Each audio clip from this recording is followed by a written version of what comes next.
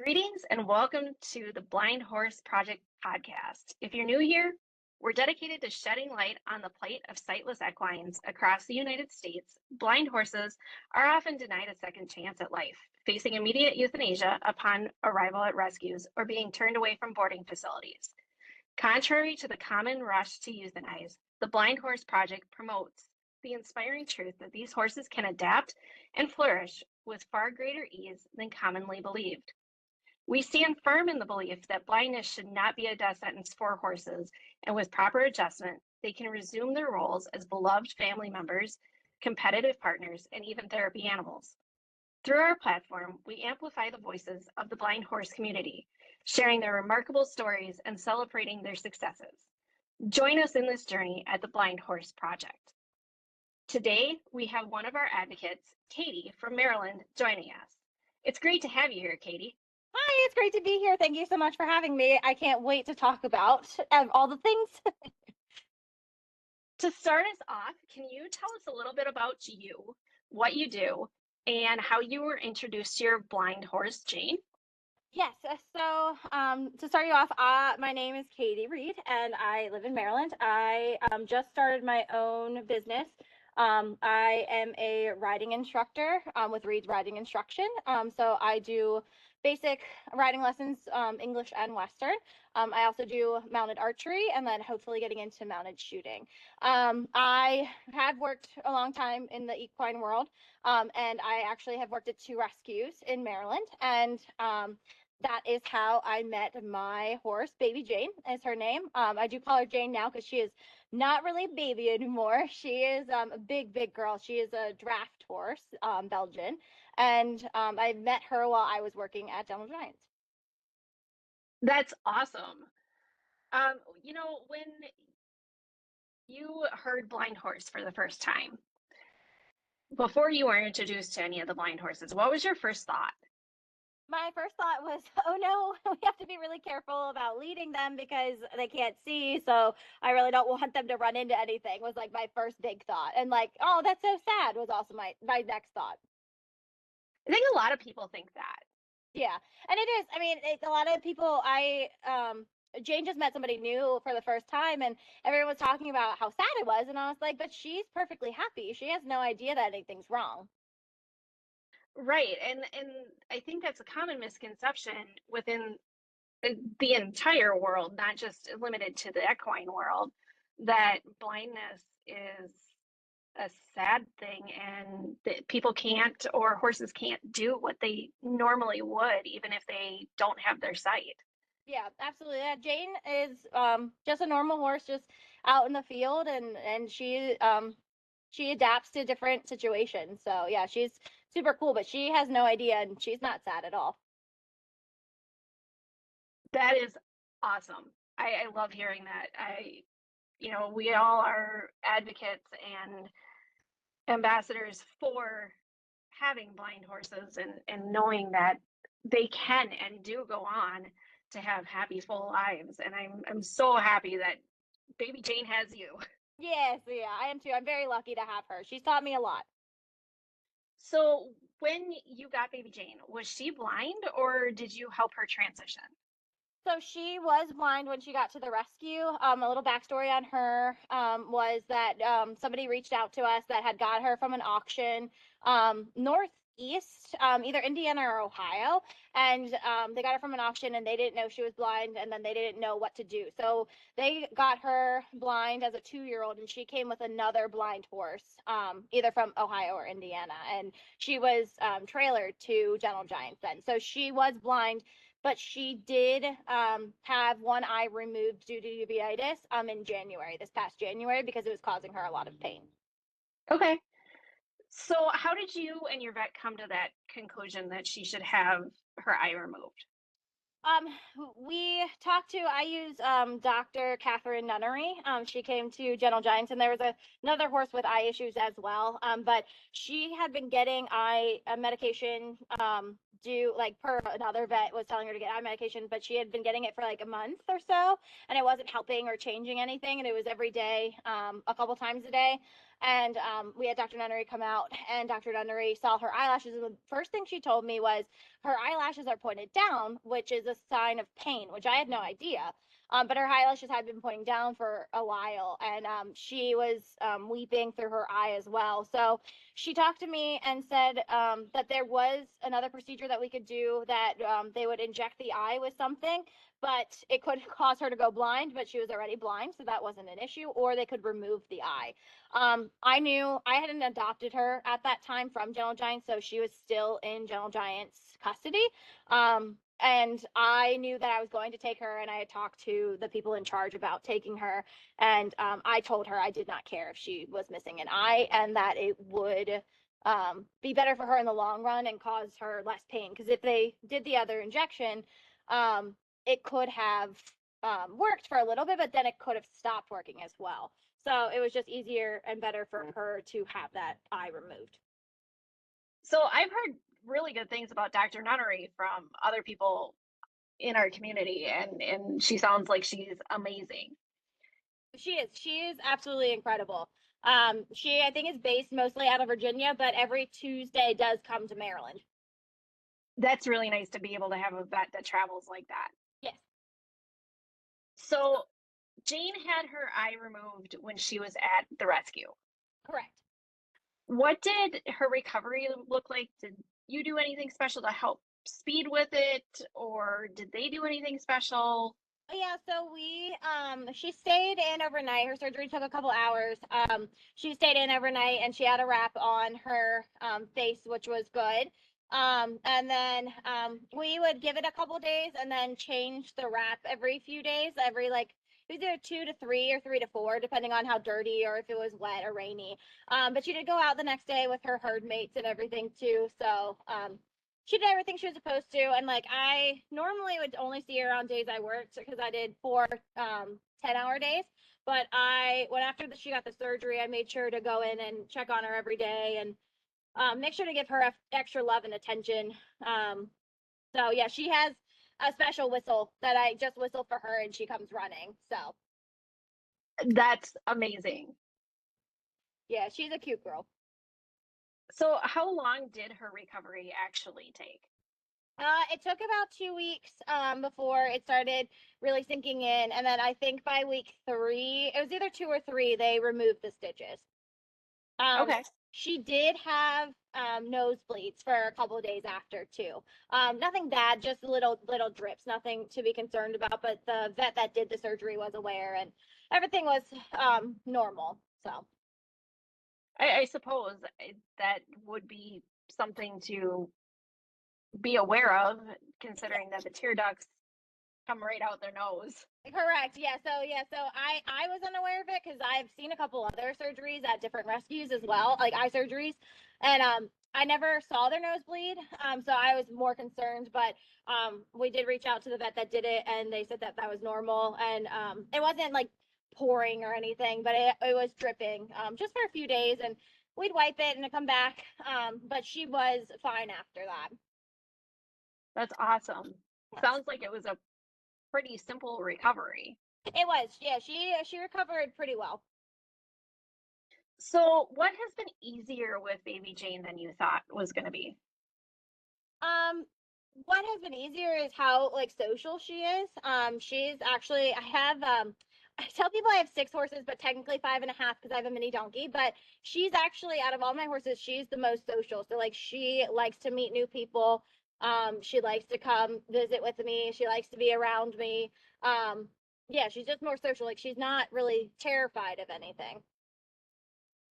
That's really nice when you have a horse like that. Yes. What has been harder with her than you thought was going to be?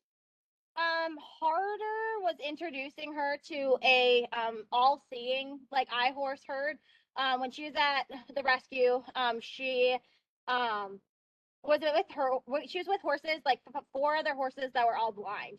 So whenever another horse would get mad at each other and they would go to kick, they would never hit because they couldn't see each other. So her being in a seeing eye horse field was definitely new for her because she would go to run away from a horse, but then the horse would always catch her. So she got really confused and really upset for her, like for her as well. So I did have to moved fields for her, and she is now in an older horse field, so with a bunch of like 20-plus-year-old horses.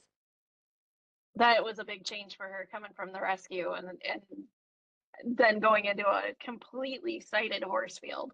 Correct. Yes. And yeah, and my horses that went with her they're a little bit younger, so they're like early teens or like 10. So they were like running around, and they weren't as nice because she can't see, so they didn't really understand that either, because they would pin their ears, and she would just stand there. So she didn't know. She doesn't know any better, so she would just run away, but she would get upset when they wouldn't stop chasing her because she would run away. So but that was the hard Gotcha. was introducing her to a sighted herd. What has been the best way that you have found that you bond with her? The best way that I found, and the easiest way that I found with training her as well, was clicker training. She was really nervous when I first started working with her, and she really didn't like respond to pressure and release. So like I put a rope halter on her for the first time and just tried to get her to leave the stall, and she was terrified. And every time I put pressure on the rope halter, she would just brace back and pull back. So one of the trainers at the time at Gentle Giants introduced me to clicker training and helped me start clicker training her, and she's really evolved and come a long way with the clicker training. That is so cool. That is clicker training is something that I've always been fascinated with. Yeah, it is. It's really cool to see, especially if you have a horse that is super head shy or super nervous about something. If especially, I mean, most horses are like food motivated, or at least my horses are all food motivated. But it is cool to like work with them, and once they start getting it, it's cool to see them pick up a new skill. That would be for me. That would be a proud mama moment. Yeah, I've had a couple with her. So, what has been your greatest success with her?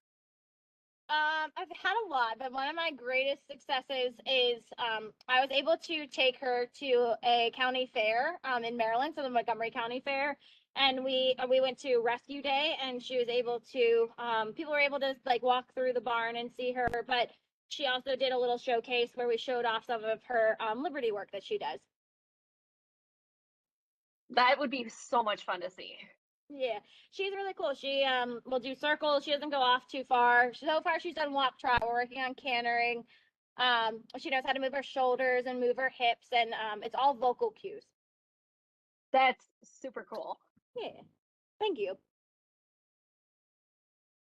So, you know, talking about the Blind Horse Project and talking about your experience with Baby Jane, are there any resources that you would recommend to someone who is facing having a blind horse for the first time? Yeah, I would definitely talk to rescues. I mean, Days End has had a few blind horses. Gentle Giants has also had a few blind horses. Anybody that you can or you know of in the horse community should, or you would think, should know somebody that has had a blind horse or has had that kind of experience. So the more you can talk to people and ask questions and reach out, the better. I had one woman who got in touch with me. She called Gentle Giants, and then the CEO called me because I worked with the blind horses at Gentle Giants. The CEO of Gentle Giants called me and was like, "Hey, do you mind working with this woman? She's looking for somebody to work with her and her blind horse." And I was able to help her a little bit with it. And then she had to move boarding places because it wasn't working out. And she wasn't able to find anywhere because everyone was worried about a blind horse hurting themselves, and they didn't want to be responsible, and so on and so forth. So that's actually how I got in touch with one of the ambassadors or advocates, Amber. And that's how I kind of also found the Blind Horse Project and was able to talk to her about boarding places and stuff. That's awesome. Yeah. Yeah, but Dr. Nunnery is also a great person to talk to.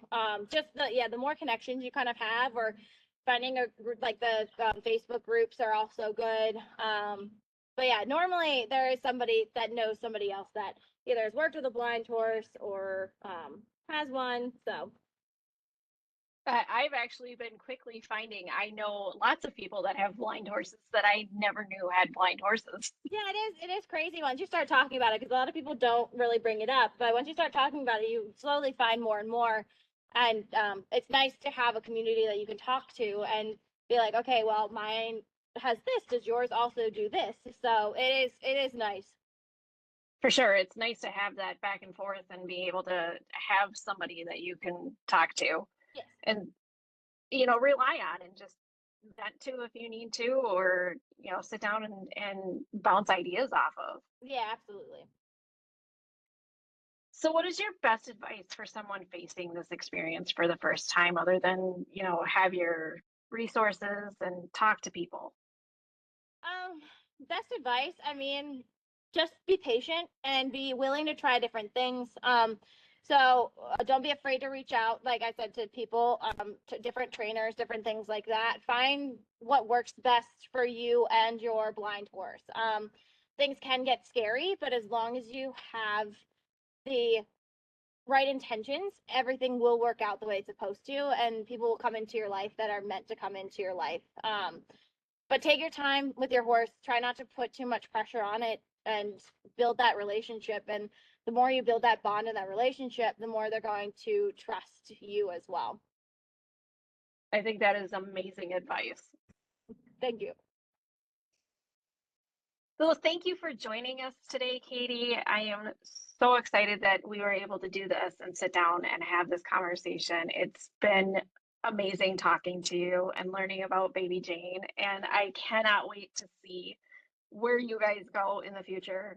I know that I've seen some of the videos that you've shared with us on her progress, and she just seems like she's growing by leaps and bounds with you. Yeah, thank you. I can't thank you enough for having me. I'm really excited to share my story with everyone. Baby Jane is absolutely incredible. She's only 4, but she is started under saddle. We just started trotting a little bit under saddle as well, and then we're going to start working on trail rides. And she's going to obstacles, like she's going to clinics. But she is absolutely incredible, and it's a connection that I never thought I would have with an animal, much less a horse that is blind. But it's just a horse to me. Like, she's just a horse. I don't see the blindness or not. Like, when she's running through a field, she knows exactly where every horse is, every fence is, every rock. She's just absolutely incredible, and I am so blessed to have her in my life as much I know as she is happy to have me in hers. And we are very blessed to have you and baby Jane as part of our project. It's been amazing. Thank you. Yeah, I'm happy to help. If anyone ever has any questions, please feel free to message me. Facebook, Instagram. I'm on TikTok as well. I would love to help out through the Blind Horse Project as well. And just, yeah, anything I can do to help and create better bonds with humans and horses. That's really my biggest goal. I think that is the biggest goal to reach for as a horse person, is to facilitate those bonds between the people and the horse. Absolutely. Yeah. There's no greater love and appreciation than you have with any animal, much less your horse, and much less even like a blind horse. Like, every animal is incredible for their own reasons. But yeah, I can't thank you enough for having me, and I am so blessed to be here and so blessed with all my animals, and I'm sure you're blessed with yours too. Absolutely. And I'm blessed that we were able to have this community like we do. Absolutely. Yeah, I am super happy that I found the Blind Horse Project. It's definitely helped me out. I've met some great people and some great friends. That's amazing. Thank you again for joining us on the Blind Horse Project podcast. If anyone is looking for some extra information, or you just want to see what we're about, you can find us on our website, www.blindhorseproject.org. All of our socials are linked on our webpage. We have Facebook, TikTok, Instagram, and our YouTube channel. Thanks again, Katie. We'll talk to you again soon. Thank you. Bye. Bye.